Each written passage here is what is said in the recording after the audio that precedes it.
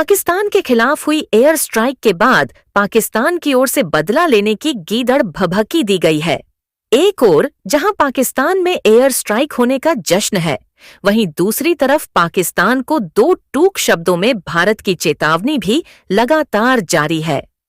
Air strike के बाद पाकिस्तान के प्रधानमंत्री की तरफ से बदला लेने की बात कही गई है, जिस बात से पूर्व सैनिक संगठन आक्रोशित होकर मैदान में उतर आए हैं। जानकारी के मुताबिक पाकिस्तान के द्वारा आतंकियों के जरिए पहलगाम में आतंकी हमला करवाया गया था। इसमें 26 मासूम लोगों को मौत के घाट उतार दिया गया था। इसमें एक नेवी का अफसर भी शामिल था। आतंकियों की इस कायराना हरकत के दौरान पत्नियों के सामने ही पतियों को मजहब पूछकर गोली मार दी गई थी। जहां मारे गए मृतकों की पत्नियों ने अपने उजड़े सुहाग का बदला लेने के लिए सरकार से गुहार लगाई थी, वहीं सरकार और सेना ने अपने किए वादे के मुताबिक बुधवार को ऑपरेशन सिंदूर में पाकिस्तान के 9 आतंकी ठिकानों पर जवाबी कार्रवाई करते हुए बड़ी संख्या में आतंकियों को ढेर कर दिया। इसके बाद अब पाकिस्तान में दहशत का माहौल है। पूरे मामले में रीवा के पूर्व सैनिक संगठन सड़कों पर उतर आए हैं और सरकार से मांग कर रहे हैं कि एक बार फिर उन्हें पाकिस्तान को करारा जवाब देने के लिए LOC पर भेज दिया जाए। इसके साथ ही पाकिस्तान के खिलाफ हुई एयर स्ट्राइक का जश्न पटाखे जलाकर मनाया गया। आइए सुनते हैं पूर्व सैनिकों ने क्या कुछ कहा है। रिटायर्ड जो हमारी एयरफोर्स और सेना ने आज पिछली रात को एयर स्ट्राइक किया है पाकिस्तान के ऊपर।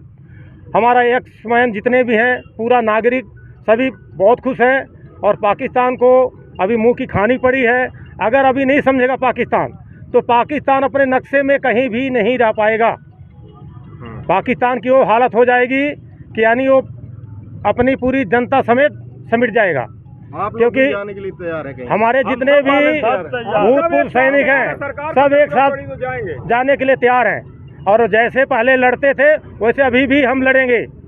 पाकिस्तान को हम बिल्कुल खत्म करके छोड़ देंगे। ईंट से ईंट बजा देंगे। हाँ, पाकिस्तान को एक एक पत्थर हम अपने भारत में मिला के छोड़ देंगे। अभी भी हमारे जितने भी एक्समैन हैं, जितने भी रिटायरमेंट हैं, उतना ही जोश है जितना ऑन सर्विस में थे, आज भी उतना ही है।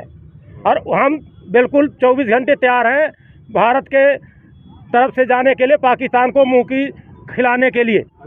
हाँ, प्रदर्शन किया है, पटाखे भी जलाए हैं, क्या पूरा मामला है और क्या विरोध है? सर, आप सबको विदित है कि हमारा पड़ोसी मुल्क पाकिस्तान लगातार अपने कायराना हरकत से बाज नहीं आ रहा है। कई बार आपने 14 फरवरी 2019 को CRPF के काफिले पर इन्होंने जो हमला किया था, जिसमें हमारे 40 जवान शहीद हुए थे, और पहलगाम में अभी हमारे 26 जवान शहीद हुए हैं। लगातार छुटपुट हरकतें करता आ रहा है, जबकि उसकी इतनी औकात नहीं है। खुद गधा बेचकर अपना फंड बनाता है, राजस्व बनाता है, अपने देश का फंड बनाता है। आटा ज़ाला 500 रुपये किलो खा रहा है और इस तरह से घुसकर इस जो कायराना हरकत की है, उसके जवाब में जो हमारी सेना ने स्ट्राइक किया है, कल अंदर घुसकर वहाँ पे एयर स्ट्राइक किया है, उसके खुशी में हम पूर्व सैनिक हैं, हमारा सैनिक परिवार है, हम लोग बहुत खुश हैं कि सरकार को जो काम बहुत पहले कर लेना चाहिए वो काम किया। देर आए दुरुस्त आए, कम से कम सही टाइम पर सही वक्त पर स्ट्राइक किया है। देश की जनता का भी काफ़ी आक्रोश और मूड था कि सरकार कुछ न कुछ करे और बहुत सारी टिप्पणियां हो रही थी। सेना कभी, हमारे देश की जो सेना है वो बहुत सशक्त है और सक्षम है, कभी भी किसी भी काम करने के लिए किसी पल तैयार है और हमारे पास में ना किसी चीज़ की कमी है। हर तरह से हम लेस हैं, हर आधुनिक हथियार वेपन से हम लेस हैं। और कल जो स्ट्राइक हुई है बहुत ही खूबसूरत स्ट्राइक हुई है। हमारी महिला ब्रिगेड उसमें कमांड कर रही थी, जो फाइटर को कमांड कर रही थी, और एयर स्ट्राइक जो हुई है उसमें काफ़ी नुकसान पहुंचा है पाकिस्तान को। और अगर इतने में नहीं समझता है, अभी भी अगर वो नादान है, तो आगे जो करेगा वो मुंह की खाएगा और उसको अपने आप को और अपने देश की जनता को कितनी नुकसान पहुंचाएगा वो खुद ही समझ सकता है। कल जो स्ट्राइक हुई है, वहाँ के जो आतंकवादी सरगना थे, जहाँ पर वहाँ पे आतंकवादियों की फैक्ट्री थी, वहाँ पर आतंकवादियों को ट्रेनिंग दी जाती थी और तैयार करके उन्हें छुटपुट आतंकवादियों को वहाँ पर ब्रेन वॉश करके यहाँ हमारे हिंदुस्तान में भेजा जाता था और आम लोगों को नुकसान पहुँचाया जाता था। जो कार्रवाई हुई है बहुत अच्छी हुई है। उसी खुशी में हमारा पूरा परिवार यहाँ पे एकत्रित हुआ है, पूर्व सैनिकों का, और हमारा संगठन और हमारा सैनिक परिवार सरकार से निवेदन करता है कि अगर सरकार को ज़रूरत पड़ेगी तो हम लोग जब तक सरकार, हम लोग रिटायरमेंट हैं, लेकिन सरकार को अगर ज़रूरत पड़ी तो जब तक ज़रूरत रहेगी निःशुल्क हम सरकार के साथ में हर जगह पर खड़े होकर लड़ने के लिए तैयार हैं।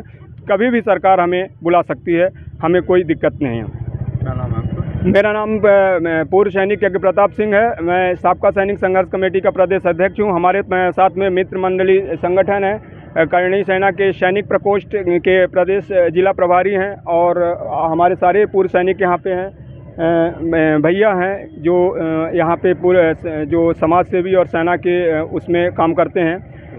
आज जो मूव डील भी किया गया था, आप लोगों को बता दें, आज एक मूव डील था जो अलर्ट, जिस तरह से सायरन बजाकर जनता, देश की जनता को बताना होता है कि हमारे देश में हम क्या कर रहे हैं, क्योंकि अचानक अगर हमारा देश युद्ध के लिए चला जाए या कोई स्ट्राइक कर दे तो देश की जनता पैनिक हो जाती है कि ये क्या हो गया। देश की जनता को बताने के लिए और समझाने के लिए कि अगर अटैक होता है तो हम किस तरह से छुपें, सायरन का क्या महत्व होता है, एक सायरन का क्या महत्व होता है, 3 सायरन का क्या महत्व होता है, 2 सायरन का क्या महत्व होता है। एक सायरन अगर बजता है तो हम अलर्ट मोड में जाते हैं। दूसरे सायरन में हम लोग अपने वेपन, जो फौजी होते हैं, वेपन लेकर और अपनी इक्विपमेंट लेकर वहाँ मूव के लिए तैयार हो जाते हैं। तीसरा सायरन अटैक का होता है। और इसी दौरान जो भी हमारे नागरिक हैं जो अटैक होता है, जैसे अचानक किसी बिल्डिंग में दुश्मन देश यार स्ट्राइक कर दिया, तो मैं देश की जनता को बताना चाहता हूं कि अगर वो बिल्डिंग से निकल नहीं पा रहे हैं तो बिल्डिंग के अंदर जो कुर्सी है, मेज़ है, बेड है, तख्त हैं, लकड़ी के कोई भी ऐसे चीज़ हैं उनके नीचे वो छुप जाएं और अपना सर ज़मीन की तरफ कर लें और उसके नीचे छुपे रहें। तो इसमें क्या होगा कि बिल्डिंग टूटेगी और जब टूटकर धीरे धीरे लोड मेज पर आएगा तो संभवतः बचने का चांस होता है और अपनी जानों बचा सकते हैं। दूसरा ब्लैकआउट का एक सिस्टम है जो युद्ध के दौरान जो बॉर्डर से लगे हुए हमारे प्रदेश हैं वहाँ पर ज़्यादातर ये ब्लैकआउट किया जाता है। हालांकि ब्लैकआउट युद्ध के दौरान हर जगह करना चाहिए, क्योंकि दुश्मन का जो एयर स्ट्राइक होता है, रात के समय रोशनी और दिन के समय धुआं, सेना का एक मोटिव है कि दिन के समय धुआं और रात के समय रोशनी का विशेष ध्यान दिया जाए। अगर हम ब्लैकआउट के टाइम में अपने शहर की लाइटें बंद करके रखते हैं, गुल करके रखते हैं, तो दुश्मन का जो फाइटर है वो जजब नहीं करवाएगा कि ये रिहायशी इलाका है और यहाँ पर हमें बमबारी करना है। हालांकि उनके पास में जीआर होते हैं, जीआर के अनुसार काम करते हैं, लेकिन अगर ब्लैकआउट रहेगा तो उनको समझ पाना बड़ा मुश्किल होगा। तो हम अपने आप सबके चैनल के माध्यम से देश की जनता से निवेदन करता हूँ कि सरकार ने जो ब्लैकआउट किया है तो ब्लैकआउट का पालन करें। बॉर्डर से लगे हुए जो क्षेत्र हैं, जो दुश्मन के आरटी के रेंज में हैं, जो फाइटर अटैक के रेंज में हैं, वो थोड़ी सावधानी बरतें, सुरक्षा बरतें। बाकी दुश्मन की औकात नहीं है। पाकिस्तान खुद अपने जीवन को किस तरह से जी रहा है दुनिया को पता है, सिर्फ धमकी है।